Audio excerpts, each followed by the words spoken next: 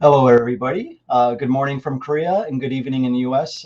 Today, on Korean Cardboard Interviews, I'm happy to have Mike Floriani with me. Mike is I follow Mike on Twitter, and I follow him because he has a vast collection of NPB Japanese vintage menko, which I started collecting maybe 2 or 3 years ago. But anytime I look at Mike's Twitter feed, I always see something that amazes me. And we will also talk about some non-vintage, non-Japanese stuff. He posts a lot of advertisements from I'm not sure the years he can tell us, but like the 40s, 50s, 60s, 70s maybe. But a lot of very interesting things. But yeah, so I'm happy to have Mike here. How are you, Mike? Good. Thanks for having me. I'm hoping that Dave and Robert are going to be here. Let me know if Dave and Robert, if you guys are here. I'm hoping that. Let me turn down the volume on the other channel. Okay. Because I like actually before we even started, Mike and I were already talking about some of the NPB cards, and before we even get into that, so I was hoping you can, Mike, you are in Texas, right? Correct. Near Austin. All right, Austin. So another Texas person in the hobby. I guess it's not a surprise because you have so many people. But uh, I okay. So I guess I want to know have how did you get into? All right, I guess I don't think I've ever seen you post non-Japanese cards. Do you collect any do you collect any American cards? Not really. I used to, and I've kind of gotten rid of most of them. I collected tobacco cards from the 80s, 90s, early 2000s, and kind of decided I wasn't going to spend the money to complete those sets. So I transitioned mostly to Japanese vintage, and then recently started collecting some Latin American vintage stuff too.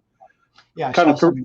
Yeah, yeah, I'm sorry. I saw some of those photos you posted where the guys are coming home, like the home run yeah, trot. the press photos. Yeah, yeah. Yeah, those are really cool. Wait, so are those were all four of those photos staged for like a fake home run? I think three of the four were staged. One was live. If I could, Okay, yeah, they were all from Cuba, okay. Winter Yeah, League. you guys have to check out Mike. Here, let me show that banner so everybody can see. All right, so you can find Mike on Twitter at Mike Floriani. Okay. Let's see. Let me close this. All right. I guess where we can start is I don't know a lot about you. I've been following you, but we haven't. This is our first time talking. I think we might have exchanged one. We just made one trade for um, Menko cards, right? Right, right. I got them from you from somebody in Alabama. You had me drop ship them to. Yeah, my So, friend Nathan. yeah, yeah. He does know that for me. I guess I want to know. All right. All right. So Mike's in Texas, and you said you were when you were younger. You were. I'm sorry. You go ahead. I don't want to butcher. I know you said you're a Brewers fan now. No, so I grew up in Nebraska, and then the family moved to Milwaukee in '73, and so my dad took me to Brewers games there at County Stadium when I was, a 7 year old for 3 years, and we moved away from there to Colorado Springs in 1975. But I did get to see Hank Aaron play for the Brewers, and I saw my dad won a lottery for the bleacher seats for the '75 All Star game at County Stadium, and I got to go to that. Oh So, wow. I was as a kid, I was a Brewers fan. They were awful teams, but it was always fun to go sit in the cheap seats with dad. And Oh yeah. then, yeah, I ended up in Texas for college and law school and married a native Houstonian. And her dad was heavily involved with the Astros. He was a graphic designer, actually designed the first Astros logo and did all the graphic arts for the Astro World and Astrodome from the 60s, 70s, early 80s. So, having lived there and married a native Houstonian, I've kind of followed the Astros. I listened to them on the radio mostly. Okay. And so, if you were to root for a baseball team now, is who would it be if you did? Oh, If you definitely the Astros. I probably listened to 90% of their games this year on the radio. okay. While Um, I did multitasking stuff at the desk. So, all right. So Astros. I'm sorry about your Astros, man. yeah, I saw one of the other interviews you did. You said you hated the Astros. I understand it, but I just love. I started following the team right as they started rising after this rebirth, and I'm in love with Altuve. I know everybody hates him now, but great player to watch, fun team to watch. And then the radio broadcasting guys are great. It's Robert Ford and Steve Sparks. They do a hell of a job. So Oh, is that they're Steve just Sparks? I'm assuming it's just for former Steve yeah, Sparks. yeah, the old knuckleballer. Yeah, Knuckleballer too. Yeah. yeah, yeah, yeah. And he does the color on all the Astros broadcasts. He's really good. He's good. He's good at that. Yeah, and Robert Ford's a really good play-by-play guy. Okay, yeah, I actually a friend of mine got into collecting knuckleballers, and Steve Sparks' 1995 Flair or something was the card I got for him engraded because he's collecting rookie cards of all the knuckleballers. Yeah, actually, I did. I don't. Again, I am not StreamYard literate, so I wanted to. I actually downloaded some photos on my work computer, and it wasn't going to work anyway. But I did want to show that. I'm sorry, you said it was your father-in-law or stepfather? You said my father, my wife's dad. Yeah. Okay, your wife's dad. Yeah, his name's Harry Brashear, and where were you? I'm sorry, I interrupted you. No, you go ahead. Go ahead. So yeah, he was the art director for an ad agency in Houston called Gulf States Advertising, and they had the Astro Domain account. And when the Colt 45s were created, they were and the Astrodome was created. That was the ad agency. So they pretty much, back in the day, they would just have some art director at an ad agency do everything. So kind of the three most famous things he did were the original Astros logo. He did all of the animations on the scoreboards in the Astrodome. And then he did the infamous Chicago Cubs cover where the Astros is feeding the ball of LSD to the bear. He did that one, and he and another guy designed the Tequila Sunrise uniforms in the '70s also. But kind of, I don't know if you could see in the background, but I have one of my favorite things is I have the original framed artwork and the program from Muhammad Ali's fight at the Dome against Big Cat Williams in 1966, and that's actually the only piece of original art the family still has from what he did. Wow. When was the Astrodome built? I thought it was early '70s. 65, I think. I think 64 was the year of the Colt 45s. They played outdoors, and then when they moved to the Dome the next year, they became the Astros. Okay. Bo at 1 Million Cubs says Robert Ford is a great guy. Know him from college broadcasting days. He did the play-by-play for UMKC basketball when I was at Western Illinois. Yeah, I don't know him, but he does a hell of a job as a play-by-play guy. So, all right. So you're an Astro fan, and I'd like to ask. Obviously, we're not talking about player collections, but do you like whether it's current or former? Do you have some favorite players? Goose Gossage. When I lived in Colorado Springs when I was a kid, he's a native of Colorado Springs, and he did in the winter every year he'd do a little YMCA camp for the local kids, and me and about 40 other kids would go and watch him. Every year he had a different uniform. It seemed like it was the White Sox, then the Pirates, then the Yankees. But we'd all gather around him as he threw 95-mile-an-hour heaters, and so he was and he's a huge guy. He was kind of a hero to us. So I always liked Gossage. And actually, when I first got into Japanese cards, I was trying to find a card from the one year he played in Japan, which doesn't exist apparently. So do you remember what year it was? I think it was 87, 88, and I think he only played there a half a season or something. But there's not a lot of cards from the late 80s, and right. They're in the sets that are there. He's not present. So. Okay, and current. Altuve. I'm sorry. I'm 5'8". I appreciate the short guys, and he's just all around 5'2" player. I love watching him play. No, he's amazing. I'm 5'6". Yeah. So I understand. Speaking of like minor or little league, I was always one of the guys in the front holding the sign of our team name in the league. Yeah, the little guy in the middle. Yeah, front middle. Yeah. Yeah, or like in like elementary school, I was holding the sign with our grade name with our other short guy on the other side. Yeah, yeah, I know what you mean. So you're an Astro fan, Altuve, Gossage. Do you? So as far as modern goes, do you collect any Altuve or Gossage or? No, I don't collect anything modern. I just, when I was getting out of the hobby at one point, and when the first wave of modern junk wax hit, and I've just never recovered from that. I wasn't interested then, and the market just seems odd to me now, and I don't delve into it at all. No, I totally agree with you. I'm a player collector, so I don't buy anything modern. Yeah. Actually, I did buy some 1986 Sport Flick packs the other day. So, I'll get to open those sometime in a month or so. When you said modern junk wax, did you mean the late 80s, early 90s junk wax? Yeah. But now, I don't collect any of the modern stuff. People are pouring a lot of money into the autograph cards, the uniform piece cards, all that stuff. So that's all as much a blur to me as, the shows like The Bachelor and things like that. Just I'm not into modern pop culture much. So. Right. Right. I guess yeah. Since neither of us are really, I mean, I collect Mark Burley. He's my favorite player, and I collect Isan Yup. He's a retired Korean baseball player. He retired in 2017. I collect all of his cards and Burley cards. Other than that, it's mostly just Korean sets or menkos. So that's what I collect. So yeah. So since there's not a lot of MLB talk, why don't we hop into talking about menkos? How's that sound? Sure, sounds good. All right. Let me find that banner. Just as okay, here we go. As I'm showing everything. Okay. So about what year? I know you just mentioned. Yeah, I know you didn't mention a year, but what do you remember when you started collecting or get your interest in Japanese NPB and history and stuff? Yeah. So I always collected from age 6, and I, tops and things like that, and I collected American cards. And in about 1990, I was working at a bookstore in Houston, Bookstop. It was the big Texas chain, the big bookstore in Houston. And when I was bored, I'd go look at sports books, and I stumbled on Robert Whiting's You Gotta Have Law.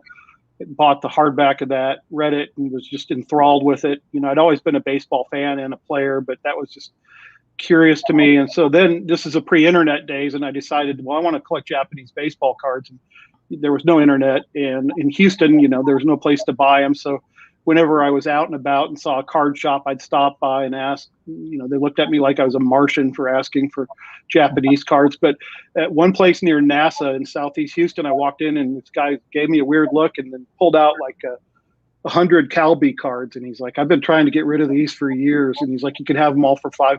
And so I did it, and and there's no English on those cards. They're all from that massive Calby set in the mid 70s. Like, I don't remember the exact year, 77, I think it was.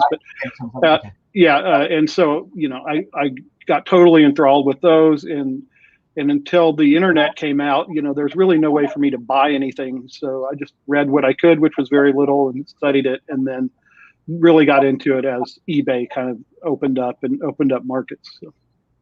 Okay, all right. So I think eBay started around, I want to say around 1990, around there. 90, Maybe, but 98. I think I joined eBay in 1998, and I don't think eBay was around very long. So I want to say mid 90s, maybe. eBay started? Yeah, and I probably was late to getting to it around 2000. Is probably when I really started collecting and buying. I didn't realize you could buy stuff from Japan on eBay. I was pretty much a neophyte, but I've been into it pretty well for about 20 years now, just buying as I can. And of course, and and then you quickly discover the two American market or sellers, Rob Cleven's Prestige Collectibles in Florida, and then Rob Fitz in New York. And they sell on eBay, and then Rob Clevens has those auctions. And so for many years, I've just been buying from them also. And Robert is it Prestige Collectibles on eBay? Is that the yes? And then Robert, and then Fitz is Rob's Japanese cards. Japanese cards. Okay. Rob's Japanese cards. Yeah. I thought he also. I could be wrong, but I thought he also had. I can't think of the name. It's a Japanese name. I can't think Hiromitsu or something like Hiromitsu, that. Yeah. Robert? But I think his store name is Rob's Japanese Cards. I think. Oh, I'm sorry. Okay, his handle is Hiromitsu. Hiromitsu is his eBay username. Yeah. Okay, that's what I'm sorry. That's what I meant. Yeah. So people know. Okay. So and, you've been dealing with Robert. I'm guessing. Do you have? Let me go in my books. I don't read. Let me see if I can find this and see if you have it. Do you have? Do you have this? I do, yeah. That's his new one that came out, isn't it? Or is that Sayonara Home Run? I couldn't read it. This is a Sayonara Home Run. Yeah. I have a copy. That's been out about what, 6 years or so? Yeah, I just got a deal on it. It was 20. No, actually, I think I got it cheaper. But when I saw this, do you have other Robert Fisk books? Yeah, Rob recently put out during the pandemic. He put out another one like that, which is more just graphic representations of various cards. I forgot the title of it, but I've read all of his historical books, and that's what really grounds me in the hobby is learning. I think everybody getting into collecting Japanese cards should read his oral history first, which will it's kind of like that, and you got to have Wa are the two books to really get into it. And then I just finished Rob's recent book on Issei baseball, the Japanese immigrants in the U.S. and the early teams they formed here. That was a great book also. So. I'm sorry, what was the first one you mentioned? It's called, I forgot the title, but it's his first book that Rob wrote about Japanese baseball, and it's an oral history of Japanese baseball where he got to interview a lot of the old players before they passed on, and Okay, that's really a good read. Yeah, and it's very inexpensive on Amazon. You can get a used copy of it, or support Rob and buy a new copy from him. So. Okay, I think does he have, are some of his releases only in like PDF form?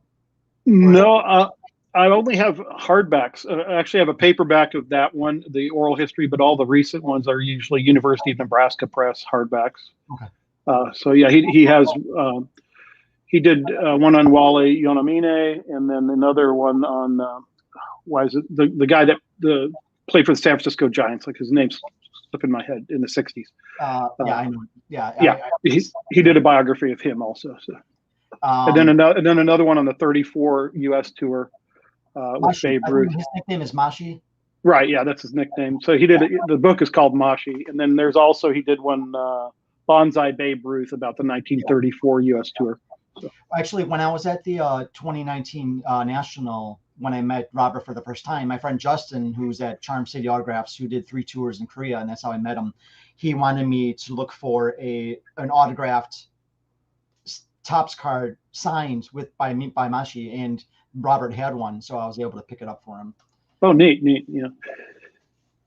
Yeah, and I know it's funny, that card is, I mean, I know, of course, most Americans don't care about Japanese cards, but that card comes up a lot because he was the first Japanese player, and that was the first Japanese player on the card. And I see, for some reason, I see a lot of other people trying to collect that same card too. Isn't it a card with 2 people on it, like San Francisco Giant rookies, and it has him and another guy? Yeah, I've seen that. Yeah. All right, so you, that guy that gave you the 77 Calbee cards, how old did you say you were? I would have been 23 years old or so. Okay. Yeah, for some reason I was thinking you were much younger. All right, so you were 23 when you got the 77 set, and okay, so that had to be pretty cool because when you were doing your research, what were you able to find out? Not much. I'd read You Gotta Have Wa, which is a book about American players playing in Japan and the cultural differences. Mostly, I think that book was out. Yeah, that came out I think in 1989 or 90. It's very early, and it talks about Bob Horner. With the umpires are having an expanded strike zone just for Bob Horner, and how they Bob Horner. Yeah, good. Yeah. And how when you got beaned in Japan, you'd bow and then run to first base, and how the first American that charged the mound and how that went over. And anyway, so so I learned that I'd always known Americans had played there, but didn't know much about it. And then in that Calbee set, there were some American players who I couldn't identify because I didn't speak Japanese or read it. And so it just made me curious trying to do research. But this was before the day, obviously, when we had Google Translate on our phones or could post a picture on Reddit, translate, and get somebody to do it for us. So if you didn't know somebody that was a Japanese native, you were out of luck, basically. Mm-hmm. Yeah. And a disclosure, I don't read or speak Japanese. So I was about to ask you that later. Okay. Yeah. I'm kind of surprised. I thought I would be the only one in the hobby that didn't, and I'm finding out that it's pretty rare actually for Americans that do collect to actually read Japanese. So. Well, I thought about it. Robert Clevens is actually, I know he's speaking some and he's taking lessons. So yeah, I think he's doing a pretty good job now. Yeah, I could show him something and he'll be able to tell me what it is. So he's right doing it now. Yeah. I'm sorry. So you were 23 when you got that 77 set, and the book you just mentioned that came out around 89. Did he talk about what sets were already out by then? No, the book doesn't mention baseball cards at all. Okay. Yeah, so I just kind of have no idea what you're looking for. Yeah, I didn't even know if they existed. So that's why, I was just and I'd been through card shops before, knew how they worked from collecting tobacco cards, and which almost never existed at card shops either. So I knew what it was like to go in and ask for things I didn't have and get rejected. But yeah, I just got lucky that one day. So. It must have been somebody from the military brought them back and dumped them off there is probably what happened. So. That's probably a good assumption. So okay, I guess I'm intrigued by, okay, so you're 23 when you got the 77 Kelby stuff. Do you remember like what were the next things you got and how you got them? I somehow stumbled on, I don't know, like at a Japanese food store in Houston, they had some packs in the early 90s. So I was able to buy, I The just Kelby, saw them the there, and Kelby there was backpack? two different, there were some small ones and then regular size ones. And I just bought both boxes. I just saw two boxes there and grabbed them and opened those up. And of course, couldn't read them because they didn't have English either. But so those are really the first ones I ever collected and saved. And those were chips? No, these were actually packs. They were in paper, and Okay. there was like 5 cards to a pack. I don't even remember Did they what have the set they band were. around them? No, they were totally. They were kind of like buying Panini stickers in that same kind of pack you'd get like that. Oh, the thin material, yeah. Yeah, Okay. yeah, Yeah. yeah. When did you first come across? Okay, so I'm sorry. What do you remember? What year was that when you bought those packs? Oh, early '90s, probably late mid to maybe '95 or so. Okay, all right. And were those BBM? Do you remember if those were BBMs or Calbee I or? think one of them was, and then the smaller ones, I don't remember what company those were. Okay. But I've Oh, actually so interested in modern Japanese cards. I just have them in a locker for 25 years, and I've never even looked at them again. So I don't know okay. if I have anything valuable there. Yeah, I don't know either. So when you were 20, so from so from 23, did you ever take a break from The 23? only time I took a break in college is about the only time I took a break from collecting. But once I started collecting vintage Japanese, I've pretty much done it as the only thing I really collect in my life anymore. I'd always collected things growing up, stamps and coins and all kinds of stuff. But right now it's just vintage Japanese cards. More or less, the last 30 years has been vintage Japanese. Yeah, Okay. pretty much. Or I'd say 20 years mostly. Yeah. Okay. You know, Remember, involving the internet. do you remember? All right.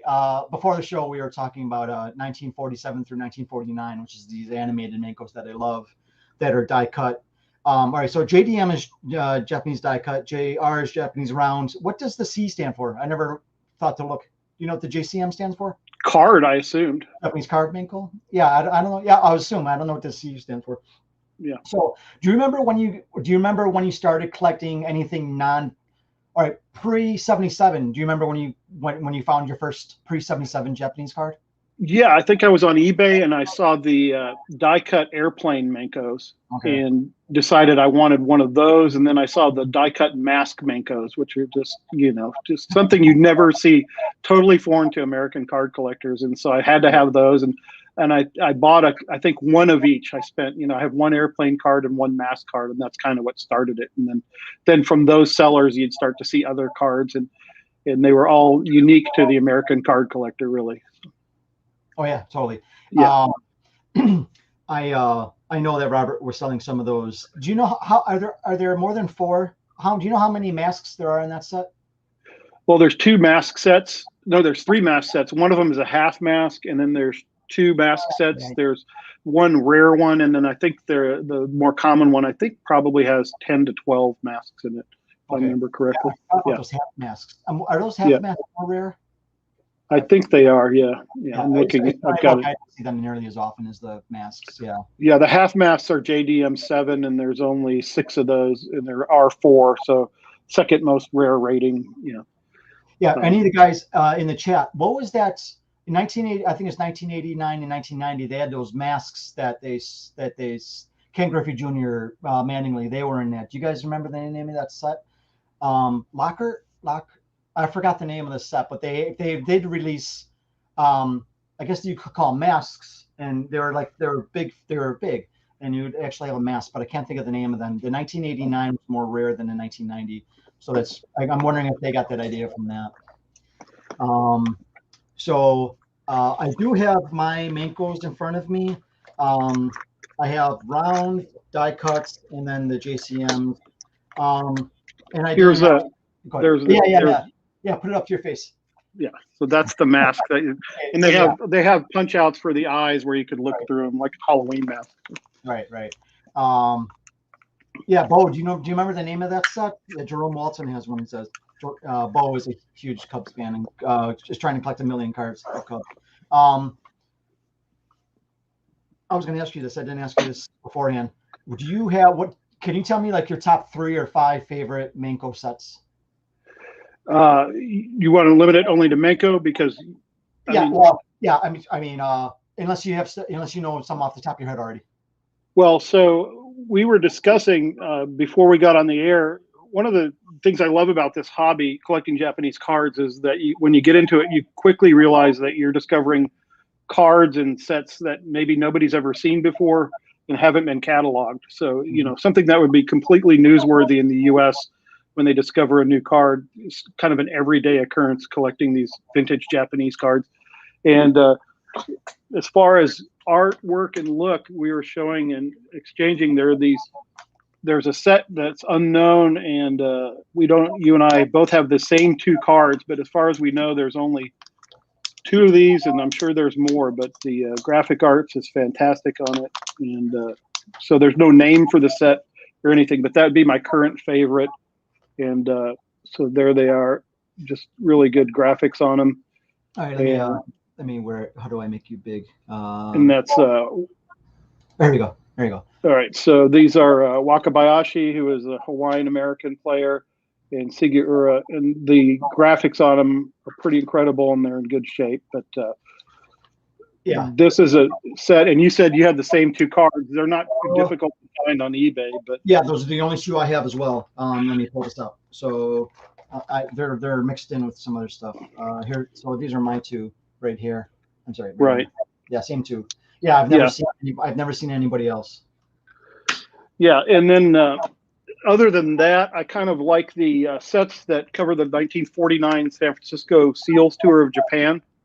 And so my favorite set of those is the JCM 77. So the Seals toured in 1949, and there were a lot of issues of cards of both the San Francisco Seals players and the Japanese players that played against them. And so those are kind of fun to find. And I like the graphics on those too. So. There's so much stuff. I'm trying to complete certain sets, so I need to spend my money accordingly.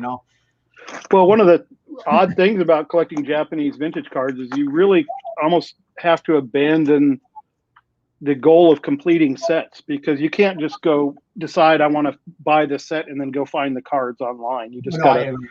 You have to wait till they show up, and it's sometimes you don't want to buy, but you think, well, maybe this is the last time I'll ever see this card for sale, or maybe the only card in the world that's for sale. So you got to buy it and try to start new sets. So completing a set is never a goal. I don't know if you follow pre-war cards, Anson Williams on Twitter. I think I just started. Yeah. Yeah, and he's a big set completion guy that's always, giving you a running total, how many more he needs. And I just that's totally foreign to me. I don't care if I complete these sets, but I keep them together as sets and hope, but it's not a goal of mine. All right. So some of these sets are bigger than others based on Gary's guide as far as what he has listed. Right. As far as, all right, so let's see here. I have been, maybe now that we're talking about this, we could be in touch more often, because I do want to try, and because I do have a lot of Menkos, and I know I spoke to Robert Clevens, and he told me that Gary said there's thousands of Menkos that he doesn't have cataloged, and obviously I'm still putting these in order by set based on the backs, and right. Obviously a lot of them are not listed. I've scanned almost all of my Menkos and put them in folders like JDM 1, JDM 23 if I have them, and I put UN JDM, meaning it's uncatalogued, and so then I start putting these in different folders and trying to see how many I'm getting. So maybe I can share that with you, and we can try and make some bigger checklists. Yeah, I found a lot. One of the reasons I just recently moved to binder format and pages. Before I had them all in card holders and had them in a military footlocker from World War II. But what I was doing is buying cards on memory rather than looking to see if I already had them. So I've accumulated. I'm bad at that.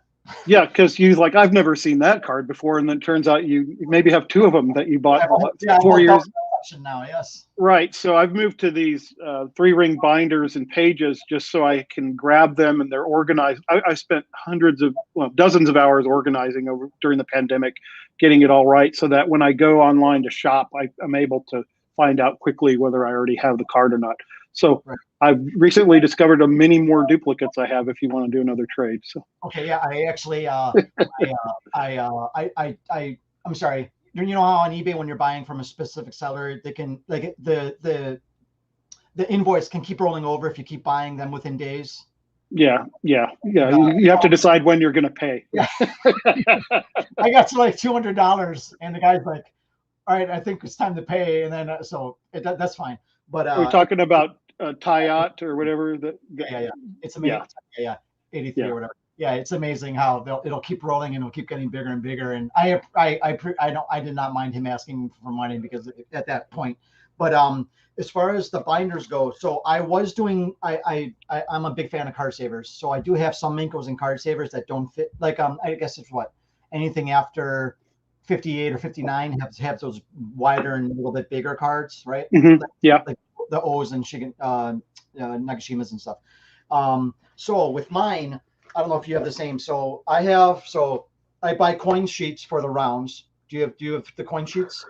I just buy the Ultra. They have the 16 pocket ones for the rounds. That's what I use. I don't know if they're So I have this 20. Is it 20? Yeah, it's 20. All right. So I have the rounds, and these are in order by the set number, like JRM1, JRM2, etc. If I have I do the same thing, and I've got them chronologically. Yeah. Right. So basically the same thing. On the back. I'm assuming. Wait, are those labels? Where are they? Are they on the? Are they on the? They're not on the card. So what I do when I catalog is I just do a little mail label sticker on a piece of plastic card, like the card sleeves, and cut it out and just slide it behind there, indicating the player, the year, the set, and then what I actually paid for it. So that when I die, my family will know which of this is junk and which is worth, giving to Clevitz to put in an auction. I'm trying to do that in Excel. Yeah. Do you have? All right. So I guess we could start with JRMs, Japanese round menkos. Do you? All right. I do like some of these. I mean, I like all of them. That's why I collect them. But do you have do you have like 3 favorite round menko sets? Yeah. So I always, like I said, I try to get, if I can get pre-war stuff, I do. So I've got a couple of them that are uncatalogued pre-war. Let me take these out so you don't see the glare, but they're pretty interesting. They have they're one color front. Okay. With and then the back has a multicolor kind of a cartoon. Anyway, I've got a few of those, and they're from I think the 1930s. But as far if you're asking about what sets I like that are cataloged, I like the giant ones, the JRM 8A. They're not rare, but I just like the huge, big as your face menkos. I like the graphics on those. Yeah, so I have some of the small ones and then the mid-sized ones. Yeah, me too. But I like the big ones, and then I like the large premium bromide cards, also the prize cards. But are you enthused about round menkos? Is that what you like collecting? No, to be honest, I think I collect all of these because I like the illustrations. Yeah, the round menkos have a little bit cruder illustrations than all the other ones. So, but they're fun to collect. I don't know. I don't have. I don't know which. You could tell me which JRN this is, but this is the. I'm sorry. Let me. Which one is this? That is the one they have printing on the back, and let me see that is the JRM 7 1949 Kogame. Seals. Yeah, I usually with these I usually know the set name better than I do the number. Yeah, so yeah, I like and those have some San Francisco seals in that set also. Yeah. Let's see here. I think I need 2 more of. I don't want all these pages to fall out of the order, but I need 2 more of those for this set. Yeah, those. I think I may probably have what you need. So just actually, the 8503, I think I just bought, so I don't know that I need this one, but I think I do need that one. Those are I think those are called the Blue Hand set, and that's the JRM 23 from 1948. So Those also have, I like those because they have university players in it as well Yeah. as the professional players. So, Oh, no. I think maybe this one does, but there's here. Let me put us both on here. There's also this set that I know has the both Japanese and is this yeah, the blue? the one you have in the upper left corner is that is Hosei University Sakine. So yeah, that has university players in it. Yes, yeah. I just love these menkos. Yeah, and those for those that don't know, before World War II, there really wasn't professional baseball in Japan. It was very popular from the 1890s forward, but it was school game, high school, junior high, and college level. But everybody in Japan followed university teams. In the 20s and 30s, they were enormously popular. So the cards you find pre-war are usually university players. And then also the Hoshian National High School Tournament was also popular going back, to 1918 or something is when it started, something like that. So there's even cards of high school players going back to pre-war. Yeah. Diego, is that satchel behind you? Yeah, that's 8-foot original painting, Gypsy Oak, Jeff Baker, who's an artist on Twitter and in Arizona. That's a 8-panel, 8-foot tall satchel page original painting. So, Wow. yeah, that's the only place in my house I could fit an 8-foot painting was right there. It's a perfect place for it, like behind you when you're on camera. Right. Yeah, it's pretty striking. I have a bunch of Gypsy Oak art stuff too, postcards. I like art cards also. That's something I've kind of collected by default. Okay. Let's see. I have so many like menkos here that I don't have. We'll have to talk because I do want to. Maybe you can tell me. I don't think this is listed. I just got these 5 in a big auction, and maybe you can tell me what these are from. 1 through 10, I believe. No. Maybe I take that back. I think this is listed. And then there's yeah, it's a nice Victor Starfin you've got there at the bottom too. So I know there's like 1, 2, 3, 4, 5, 6, 7, 8, 9, 10, and the numbers. Maybe it is listed. I forgot if it is. I don't recognize it offhand, but I'm sure I've got some from the same set. So there are some that are similar, but instead of this number, it's an equation. So I almost got those confused.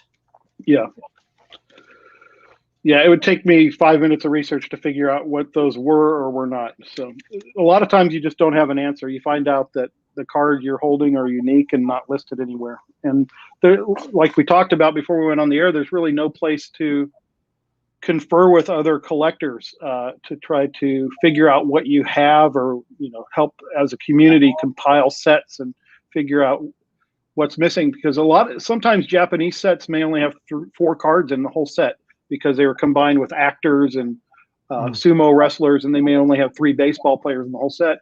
But then there also may be a set of 30 cards out there, and you may have 3 or 4 of them. You just don't know. I'd one time proposed setting up a Reddit page to have a community involvement where we could post pictures and try to catalog things. You mentioned it. Do you know what's behind this? Yeah, that's a Menko uncut sheet. I don't know. I can't see which one it is. Is that a game set? I believe so. Yeah. Yeah. It's the Owazi Trump set. I forgot the year. But so this is the actors and sumo wrestlers, and of course I bought this because it has Kaneda and Nagashima. So I think I had bought 2 of these. So and I did cut this panel out for Kaneda and this panel out for Nagashima separately. And I wanted to submit them for grading or just authenticate them, just so they could be slabs, because I think they were really cool pieces to have in your collection. Yeah, I don't have that whole sheet, but I have the one strip of the players. But it's amazing how many of those whole sheets you can still find uncut. I have probably 6 or 7 of them that are uncatalogued, unknown cards. So mostly Karutas and stuff like that. So we need those cataloged. Yeah. Of course, this set I bought complete, and it's not common at all. I see it a lot for sale. Is these 6 on the bottom here? Yeah, those are pretty common. I don't have any of them. I think I have the one on the lower left there. I think I have some doubles of these, so let me know. Yeah. Sorry. All right. So that I have more rounds, but how about die cuts? You have a favorite die cut set? Yeah, I like the let me look it up here. I've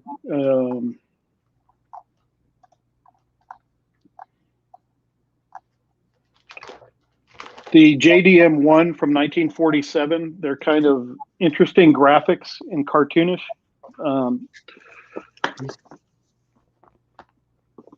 Let me find that.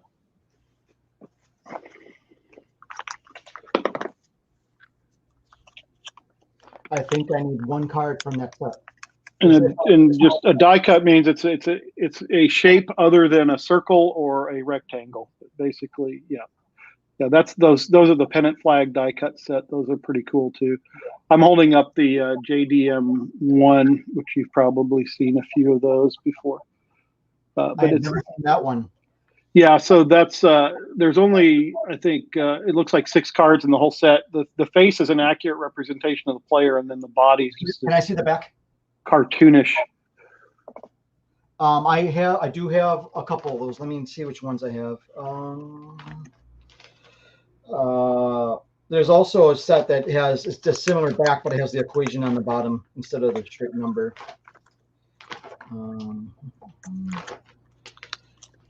I don't know where he went to. I swear I had one. And then I have these nice pre-war die-cut menkos also, which are... Oh, I've never seen those. Yeah, on the back, you can tell they're pre-war just from the graphics on the back. So. Wow. Yeah, I haven't seen a lot of pre-war stuff. Yeah. Oh, maybe. Yeah, this must be from JDM1. Yeah, but if you're going to, I guess if you're going to try to complete a set, then menkos, die cut and round menkos is probably the best place to start because they're not large sets and they're fairly ubiquitous. You can find them pretty regularly on the internet. The ones you were just holding up, those flag fronts, were the JDM4 from 1949. Whoops, I accidentally took myself off. Okay, all right. But I just, one of the joys of collecting these cards is they're like we said, they're uncatalogued, and then they're just rare cards you don't see that are sometimes pretty humorous. Like here's an uncatalogued card of somebody picking their nose. I don't know if you've seen that. That one. Yeah. Yeah. Yeah. And then I'm a sucker for umpire cards too. Here's an uncatalogued umpire card. I got that one right here. He has a Hitler mustache.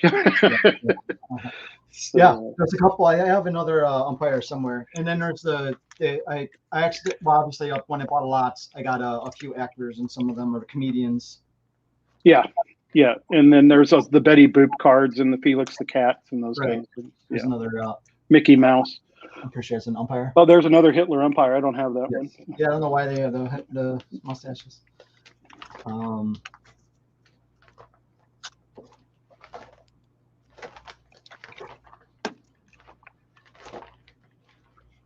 I've probably the pennant ones are probably my favorite. Yeah, those have nice graphics. They're full face. Yeah, and I also like the full of Hall of Famers too. So. Yeah, and maybe you can tell me. I forgot the name of the set, but it's similar than the ones I just showed you. These are the backs. Okay. Those are you're looking at JDM 21s there. Yeah. So 1949. 21s and the other ones, the pen ones, probably my favorite die cuts. Do you have any of the airplane cards? I do not. To be honest, I'm not interested in those. What year was those? I just got one. It's 1949 Oshita. So yeah, there's a few of those. But what like kites is like a kite? Yeah, I think Robert Fitz had for sale last year. He sold a couple of those. They were actual kites with tails on them, where they were diamond shaped with the players on there.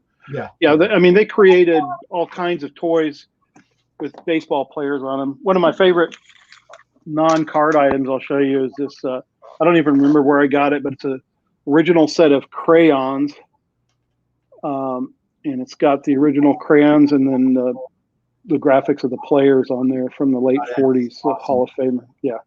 Wow. But, yeah, they had a lot of cool stuff. School schedules. I love collecting bookmark cards. They made a lot of bookmarks for children to put their school schedule on and keep scores at games. And they have little tassels on them, satin tassels. And there's a lot of uncatalogued sets of those also. So those are kind of, if I see those for sale, I grab them. Okay. All right. How about JCMs? Well, so there's two kinds really. There's the tobacco menkos, which you're talking about, which are non-photograph. They're graphic, usually from 47 to 50. Mm-hmm. And then you've got, starting in 1950, they started doing photographs. And then you've got the menkos that people may have seen here because I think some American servicemen shipped some sets over to the U.S. in the 60s. And so there's, 50s through the 60s, there's those menkos. Which do you collect, both of those, or just the tobacco? I think just the tobacco. Okay. Yeah. My favorite is, I'll show you the backs. I think these are my favorite because they have like really cool. I mean, they all have cool illustrations on front and back, but I think these are my favorite. The young players. Yeah, those are cool. They have a little cartoon of Japanese boys playing baseball. That's the JCM 61 from 1948. Yeah. And yeah, I've got several of those too. There's also some that are kind of popular now with the Ted Williams back. I don't have any of those. I don't know if you've got any, but there's those are getting more and more valuable. Yeah, my friend Mark Hoyle, who I interviewed a couple weeks ago, he's a huge Red Sox collector, and he does have that one card with Williams on the back. I think there's 3 of them up for auction right now on Rob Clevens' current auction. I also like the football backs. Yeah, that's a huge set. That's JCM 62 from 1949. If you have some big. I need some of those. I think I need 5 to finish this set. Wow, you're pretty far along on that one then.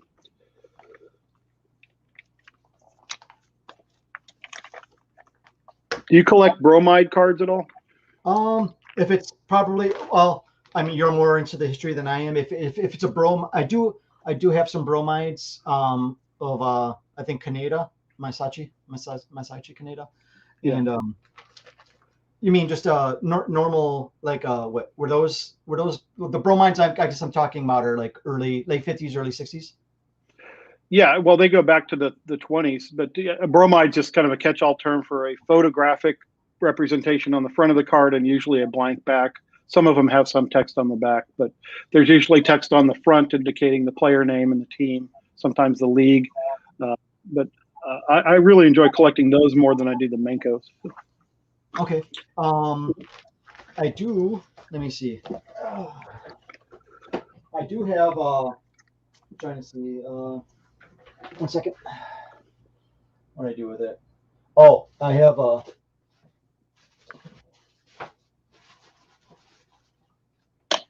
I have this, but I haven't sorted through it yet. That looks like a lot of work. It does, and a lot of them are beat up. Well, you'll have some more duplicates for me. As far as your menkos, I like my favorite set, I think, is the JCM 91 from 1947. It's got a blue cross back with a Star of David in the lower left corner. And yes. I think the graphics. I do, yeah. Yeah. I'm trying to think if I have all those. Is this considered a bromide? Yeah, that's a sheet of bromides. I think those are from the late 50s, if I remember correctly. Yeah, these are I don't want to say common, but you can't pick this up. And of course, I bought it for the Nagashimas and the O's, and I did want to try and cut them out and get them slabbed, but it hasn't been a priority of mine. They must be early 60s then if there's an O, because otherwise it'd be 59 as rookie year. And right. I have that same uncut sheet. That's pretty easy to find. Yeah, it's on eBay a lot with varying prices. I guess you can say I do collect 2 players from from Japan, and it would be Kaneda and Nagashima. Why? Good question. And to be honest, I don't know a lot about. Obviously, I know they're two of the best players ever in NPB, but a lot of people say Kaneda might be the best pitcher behind Starfin. But yeah, well, I'm a pitcher. I love pitchers. So that's probably why I like Kaneda. He's a lefty. I'm a righty, but I don't know, something lured me to liking his cards. I've only seen a few of his videos on YouTube, but I haven't really watched any old Japanese videos. And Nagashima, to be honest, I probably like him because he's the lesser of the two popular two heroes. Even though obviously they say he's the best, but I really appreciate Nagashima for what he is, and people say he's the second or third best ever player. But and I also like Nomura. I like Nomura, Kaneda. Yeah, Nomura. Nomura was a catcher, wasn't he? I don't know. I don't remember. But yeah, the guys I collect and like are from the late 50s, early 60s when they played. Kaneda, actually, I tried to get Kaneda's rookie, but somebody outbid me. Kaneda's rookie is in that I think it's the Flying Bat set. I think that's his only rookie card. Yeah. I mean, his earliest card, I should. Well, no. I take that back. It was like a 1952 set, so I don't think it was the Flying Bat because those were only in the late 50s. Those are 47, I think. I'm sorry. I forgot what his rookie year was. No, I don't remember. But anyway, I bid on that card, and it was like I bid like $350, and I got outbid. Wow. Yeah, and so was that on Yahoo Japan? No, it was eBay. Oh wow, okay. I think it was eBay, and I had never seen it before, and so I tried to bid as much as I could, but I did not get it. Doesn't Kaneda have more than 400 wins? Yeah, right around there. Yeah, I think he's like 400 and 300 around there. I forgot, but when you look at those numbers that these guys had to throw, like how many innings and pitches and stuff, it's amazing. Yeah, and when you read, you got to have WA, and they talked about the way they handled pitchers between starts. If they had the way they recover from games is to go stand under icy waterfalls and scream and let the cold water numb their arm between starts. Wow. That was the sports medicine of the day. Going up, even through the late 70s and early 80s, they were doing that. The old school managers there. Yeah, the 1950 is the Flying Bat set. Okay, so that might have been it. Yeah, that's it. That's the Kaneda rookie there. Here's a few bromides I have of Kaneda. Is that a blank back? It's this one. Oh, that's a Menko. That's not a bromide. Oh, okay. Yeah. I always assumed bromides were black and white. No, see in the back they have the Menko means it's a paper, rock, scissors game symbol on the card. So there's the paper on the back of that one. Okay, yeah. I don't think I have any bromides. Yeah, the bromides are even more difficult to collect than the other cards because there's so many sets that are similar looking that are uncatalogued. So you're really out there trying to figure out what you have a lot of times. And then if you're like me, you see these cards that you can pick up for $3 and $4, and you can't resist buying them. And then you have something you're trying to figure out what it is. I also like Kazuhisa Ina. I think he's a pitcher. I forgot. Yeah. Yeah, he's obviously a Hall of Famer, and he's one of the best pitchers ever as well. So, and I have thought about. I mean, I'm not a big set collector. I'm more of a player collector. So I'll buy cool looking photos of players that I like. When I say I like, because they were a good player, because they were great players. But some of these sets from the 50s and 60s are really cool, like the solid color backgrounds. I love those, and I had thought about trying to collect some of those, but I know that they could be 100 cards. And some of these, when you buy singles, they're anywhere from the cheapest like $3. So you're paying $300 for a full set. So I don't want to really be that deep into it, Right. And for people that are new to this collecting Japanese vintage cards, there was a lot of cards that were produced between 1947, post World War II, and the early 50s.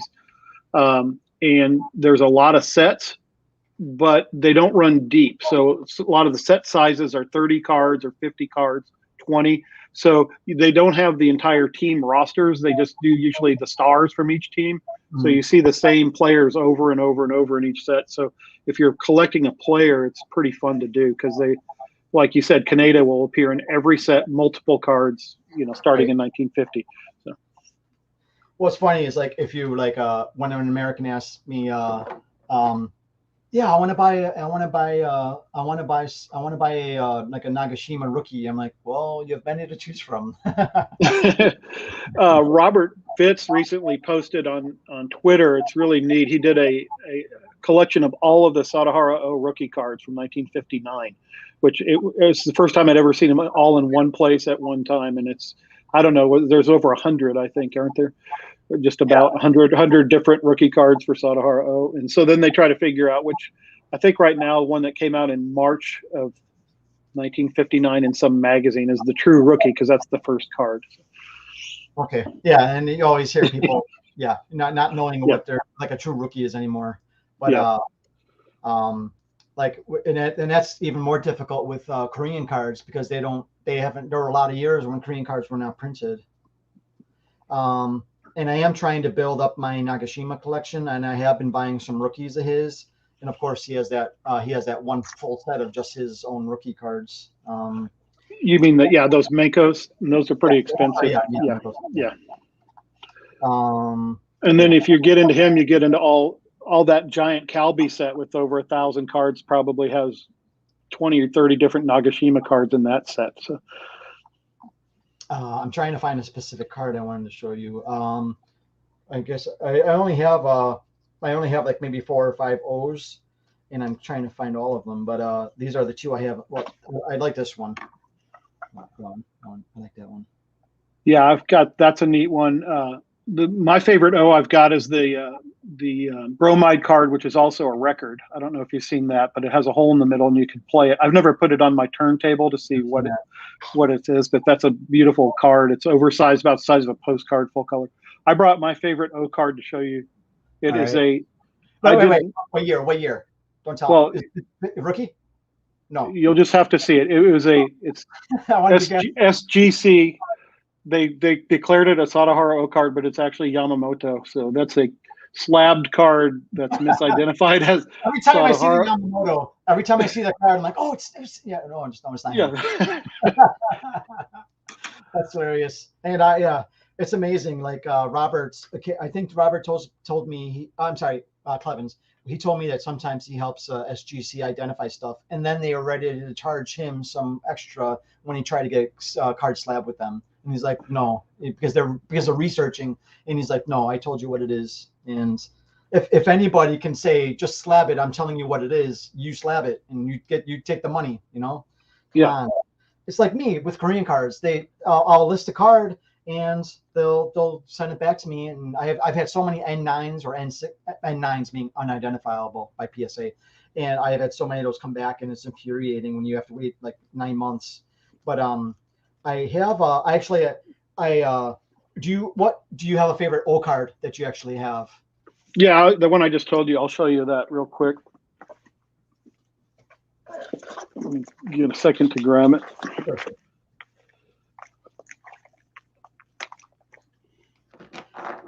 I know I have more O cards. What do we do with them? And I noticed the prices on O cards have been really going up during the pandemic.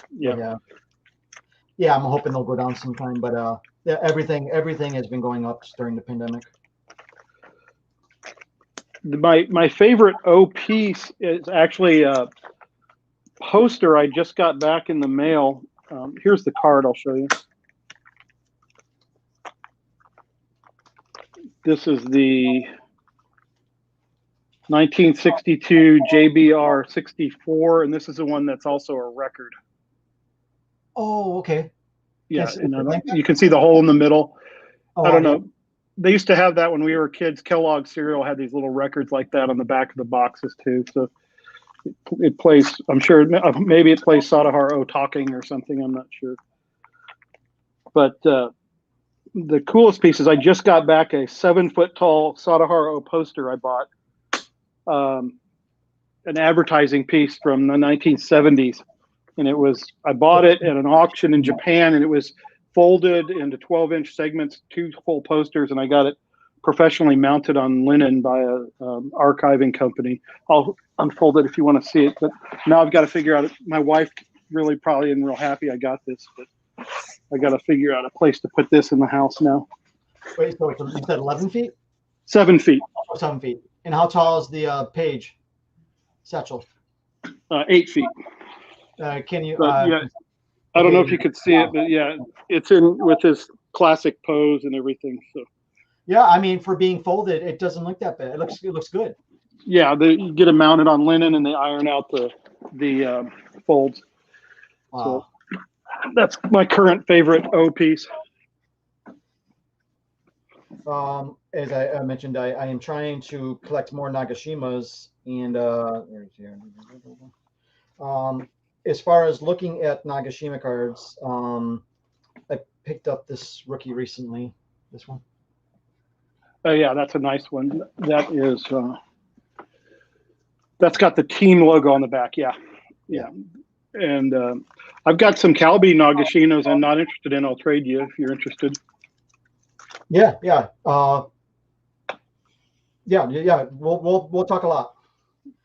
Here's another card. Here's another picture. I love some of these pictures. I just love that one too. I Yeah, don't. I think actually this is from the Nagashima rookie set. yeah, yeah. And I love the background colors on those pastels.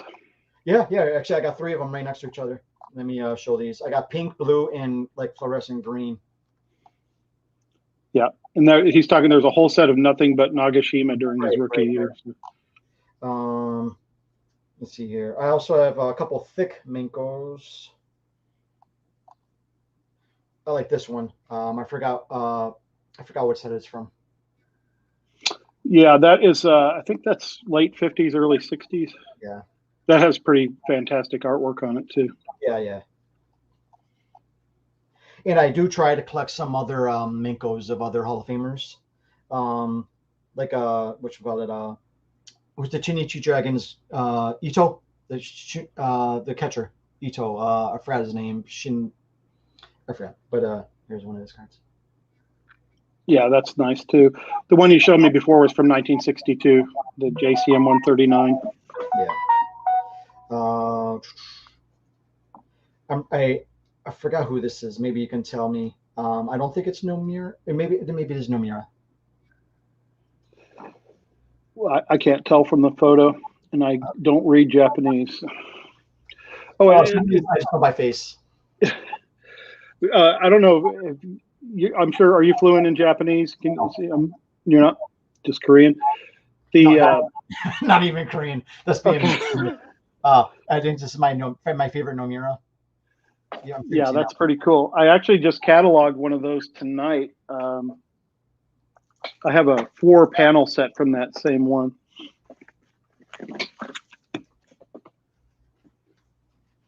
Here somewhere.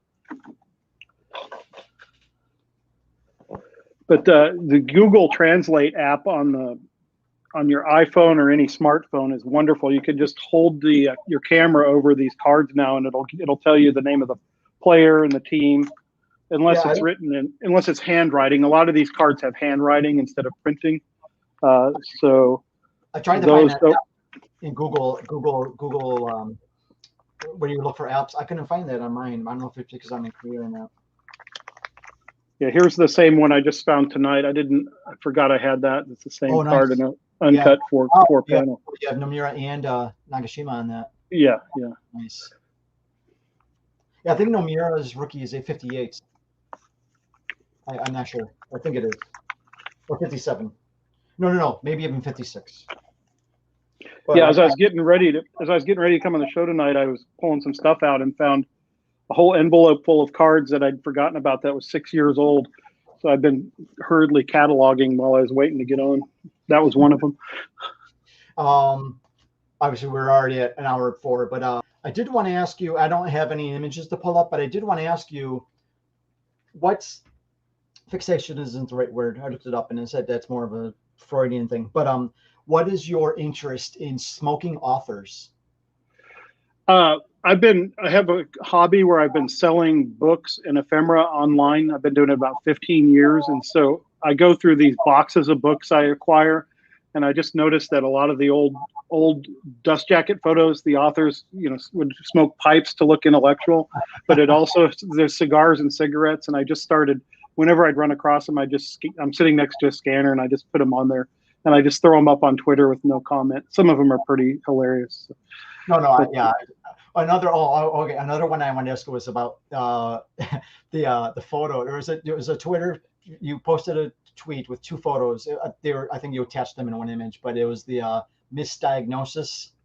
yeah, that's an actual. I have that actual photo. It was a medical. It looked like a doctor's convention in Los Angeles, and they had a model. They were making her wear a beauty show sash that said "misdiagnosis." Yeah, and the doctor. There was actually a photo of a doctor, touching this woman inappropriately. So, Well, yeah, I no, used to back in the blogging days when I'd find interesting things, I'd put them on my blog, and I kind of abandoned that when I got into Twitter. And so, if I just find something I think is humorous, I just scan it and throw it up on Twitter, usually without comment, just because I'm looking at an original photo, a one-off thing. I think I need to share with the world and let them enjoy it. So. what I thought about doing, I have a lot of ideas to buy stuff and then maybe frame them, but I don't like. I'm the only one in here, so it'd be just me looking at framed photos. But have you ever bought? Do you have any magazines? Yeah. Japanese baseball magazines? Yeah, I do. Yeah, and yeah, I've got a couple here. They're pretty inexpensive. I think two of the things that I like collecting now that nobody really collects are these magazines, and then press photos. I think press photos. But anyway, yeah, I've got a couple. They're the digest size magazines Oh, that was old. from the 50s, and then there's a bunch from obviously that same period in the 40s. Here's a nice one with. It's called base. I don't know the name of it, but it's a baseball monthly. Nice Tigers team photo with Beto on the cover and stuff like that. Wow. And they have ads on the back. There's a Babe Ruth ad right there. Holy cow. And yeah, but they're fun to get, and you can usually pick these up for under $10. Yeah, there were a couple Nagashima on the cover photos, like Nagashima, Nomo, Ichiro. Obviously, these are much more modern, but there are some really cool Japanese magazines that I thought about buying for like $5, just because I really love the covers. Yeah, and then that's I like collecting things that aren't necessarily popular just because I like it, and you can buy them cheap, and that's what becomes valuable later is the stuff that people don't collect and don't hold on to. So. We'll see. I think press photos are really neat. One, because the entire industry is dying of newspapers, and the press photos are cheap and easy to find, and they usually have cool stamps on the back showing what wire service used it, and they have handwritings of who the people are on the front. Here's one of my favorites. I put it up several times on Twitter. This is from the I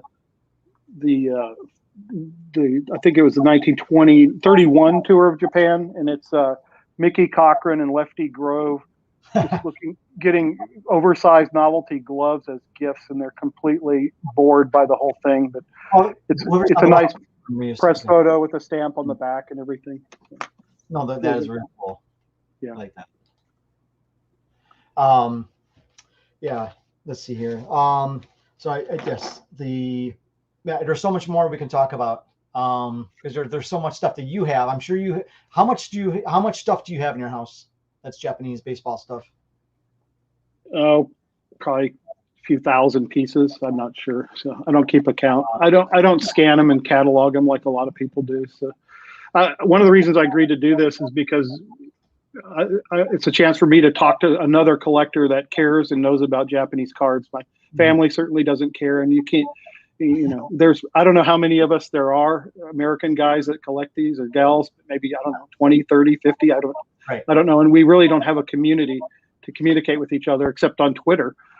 So yeah, it's been fun talking to you about these things. I don't know how to use the lists thing in Twitter, but I was starting to make a list of all the people that I know that are into menkos. And so it's you, me, Clevens, McNeely, and I have a couple others. Japanese baseball cards, I think, is on there as well. I have like maybe 7 people on this list, so I will try and see if I can get that working, and maybe we can use that. Yeah, there's got to be a way we can share pictures with each other and discuss sets and what we're finding. Yeah. Yes. No. We definitely have to do that, and I also still have to talk to you about all the doubles I have, and Brady, I will try and put a list together of cards I need that are like of sets that I'm almost finished with, and maybe you can help me get those, and I can trade you stuff for whatever I have that you might need. Yeah, it's interesting. I traded with you and then another guy on our list out in Oregon, and I don't know his name and his name on Twitter. James. I think so. It's all Japanese characters on Twitter, so I don't know what his name is. But I think it's like Hey May or something. right. And I did simultaneous trades with both of you by mail, and I think those are the first times I've traded cards with somebody since I was probably 12 years old. So it was kind of fun. So you have more to do. Yeah. So yeah, I will work on the list, and and then we'll keep chatting. Great. All right, Mike. Thank you very much for coming on. I appreciate it so much, and sure. Hopefully I can have you on again sometime. Thanks for having me. All right, you care. All right, take care, buddy. Bye. Bye.